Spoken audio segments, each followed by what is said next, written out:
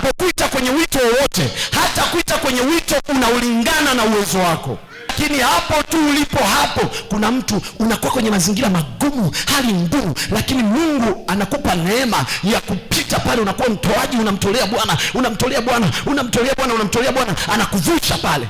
Huku mbele kuna mtu atakwambia kwamba mnapeleka sadaka kanisani, mnafaidisha wachungaji. Atakuelewa? Kwa sababu kuna mahali Mungu alikufanyaje? Oh, haleluya, haleluya. Wakorintho wa pili sura kwanza mstari wa 4 anasema, anayetufariji katika dhiki yetu yote, ili nasi tupate kuwafariji wale walio katika dhiki mbalimbali.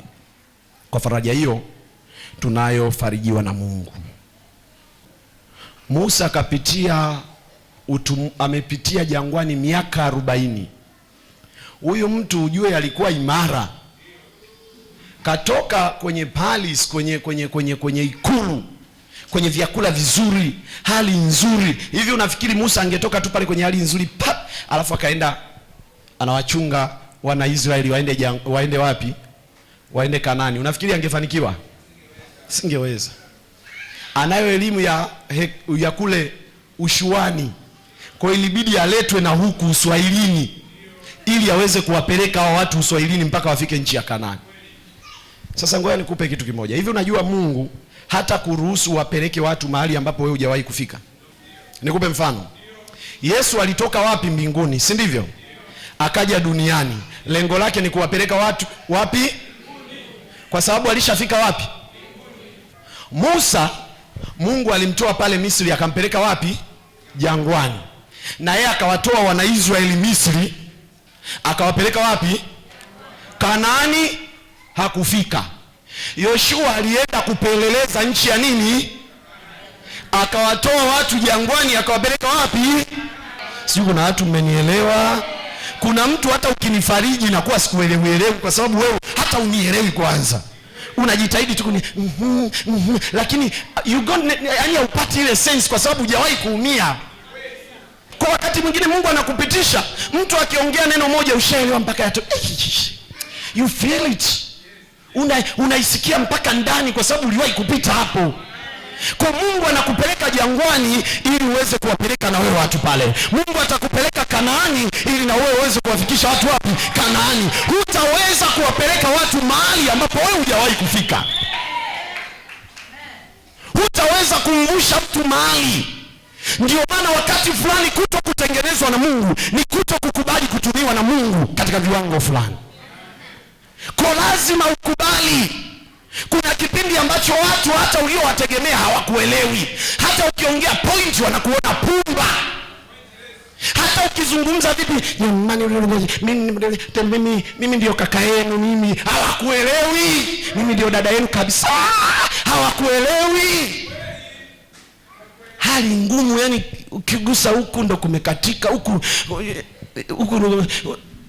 yani kugumu yani. Lakini Mungu anaruhusu hayo ili wewe uweze kumsaidia mtu fulani.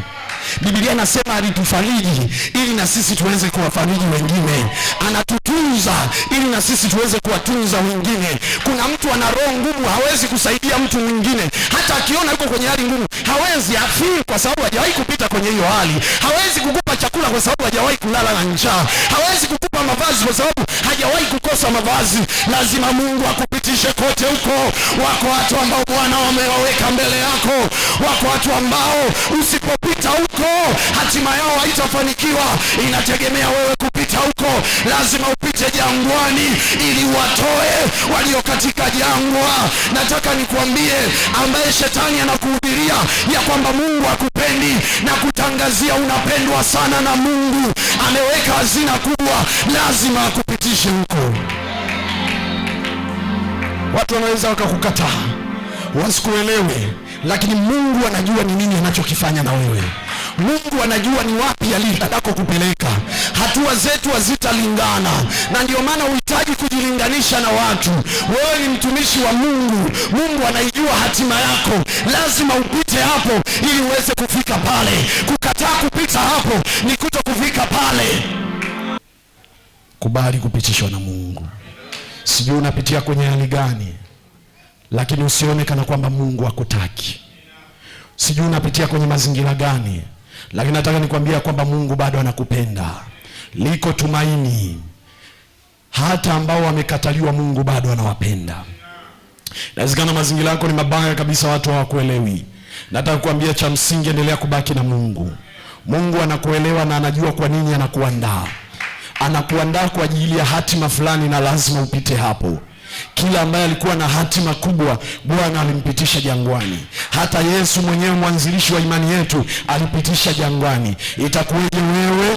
Itakuweje wewe usipitie? Lazima upitie. Sio kwamba huna Mungu. Kupitia hayo sio kwamba wewe huombi. Kupitia hayo sio kwamba umelaaniwa. Hapana, ni kwa ajili ya utukufu wa Mungu. Nataka nikuahidi kitu kimoja. Ikiwa Mungu aliwavusha Israeli kutoka katika hali mbaya jangwani, atakuvusha na wewe, atakutokea na wewe, hata kuacha. Haijalishi mambo yako vipi, haijalishi hali ikoje. Wakati mwingine inawezekana unakata tamaa, unaona kabisa hakuna mpenyo. Nataka nikwambie bado Mungu yuko pamoja na wewe, bado Bwana yuko pamoja na wewe, bado anakupenda. Utapenya hapo tu kwa jina la Yesu. Bado ninakuamini, bado ninakuamini, bado ninakuamini.